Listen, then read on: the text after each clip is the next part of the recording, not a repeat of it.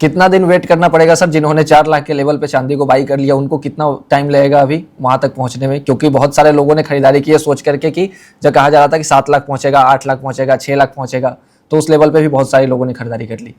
देखिए, खरीदारी कर रखी है तो अब उसको रखना ही पड़ेगा, कुछ कर नहीं सकते। अब आपका ओके। बस एक ही चीज है कि जब वो 4,20,000 के ऊपर आएगा तो आप निकलने की अपनी सोचने की कोशिश करेंगे, लेकिन मुझे लगता है कि बहुत टाइम लग जाएगा उसको आने में। 4,20,000 अपने को लग रहा है कि 2 लाख यहाँ से डबल। आप सोचिए 100% का रिटर्न की आप एक्सपेक्टेशन कर रहे हैं यहाँ से।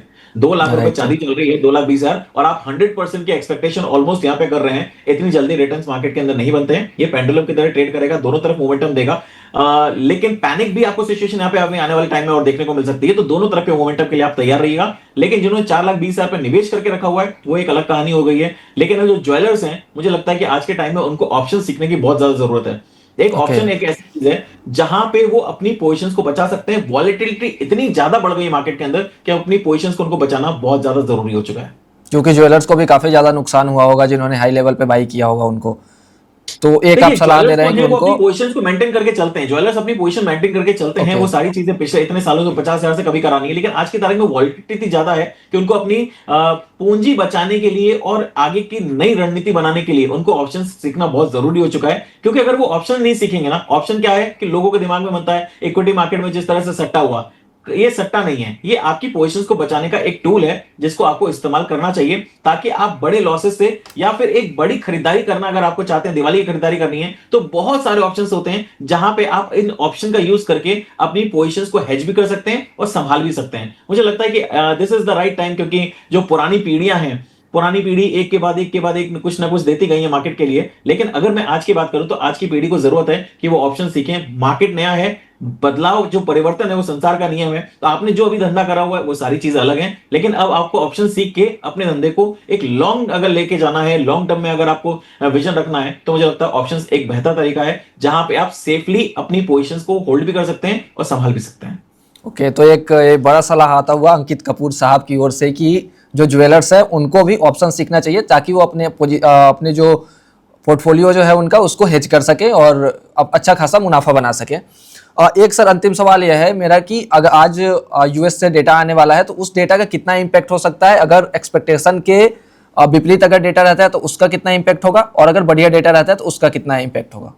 देखिए, अभी जो डेटा है उसमें शाम तक मुझे लग रहा है कि पॉजिटिव स्ट्रेंथ रहेगी गोल्ड एंड सिल्वर में, और 2,23,000 2,24,000 तक जाना चाहिए इंटरनेशनल मार्केट में। इंटरनेशनल मार्केट में मुझे लगता है कि $61 तक जाना चाहिए। तो ओके। पॉजिटिव सेंटीमेंट्स बने हुए हैं। देखिए, सीपीआई का डेटा आएगा, वो 3.8% के आसपास एक्सपेक्टेशन है। मुझे भी एक्सपेक्टेशन है कि 3.8% के आसपास आना चाहिए, क्योंकि क्रूड ऑयल के प्राइसेस बहुत ज्यादा गिरे हैं। $110 से हमने देखा है लगातार गिरावट आई है, तो उस का इंपैक्ट यहां पे देखने को मिलेगा। लेकिन उस डेटा से आगे का व्यू मुझे लगता है कि जो फेड की 7:30 बजे टेस्टिफाइज है उसके ऊपर ध्यान देना बहुत जरूरी है। वो जब अपनी टेस्टिफाइज जब प्रस्तुत करेंगे मार्केट के अंदर, तब मुझे लगता है कि उसके बाद क्लैरिटी आएगी कि नेक्स्ट आगे का मूव क्या हो सकता है। वो इंटरेस्ट रेट बढ़ाना चाहते हैं, नहीं चाहते हैं, क्योंकि देखिए उन्होंने क्लियर बोल दिया मैं अनप्रेडिक्टेबल हूं, मैं आपको कुछ भी डेटा नहीं बताऊंगा। अब नहीं बताऊंगा एक बहुत बड़ा सिनेरियो क्रिएट हो जाता है। मुझे लगता है कि इसलिए थोड़ा सा ट्रेडर्स को ध्यान में देना चाहिए वो क्या बोलते हैं, उनका स्टेटमेंट हॉकिश रहता है कि डॉविश रहता है, इस चीज को देखना बहुत जरूरी है। अच्छा, क्या सर मानेंगे क्या डोनाल्ड ट्रंप साहब? क्योंकि जब पिछली बार जब इलेक्शन हो रहा था जो बाइडेन सरकार में थे तो उस समय तो जब फेड रेट कट की संभावना जताई जा रही थी, फेड बोल रहा था रेट कट के लिए, तो मान नहीं रहे थे। तो क्या लग रहा है अपने टाइम में वो रेट हाइक होने देंगे?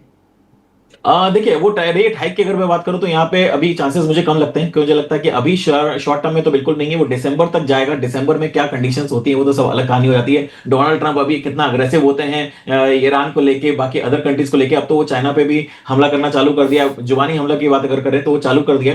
तो स्टेटमेंट्स किस तरह का रहता है, मुझे लगता है कि टाइम टू टाइम इस चीज पे बिल्कुल कॉशियस रहना चाहिए। और ट्रेडर्स को भी थोड़ा सा फोकस रहना चाहिए।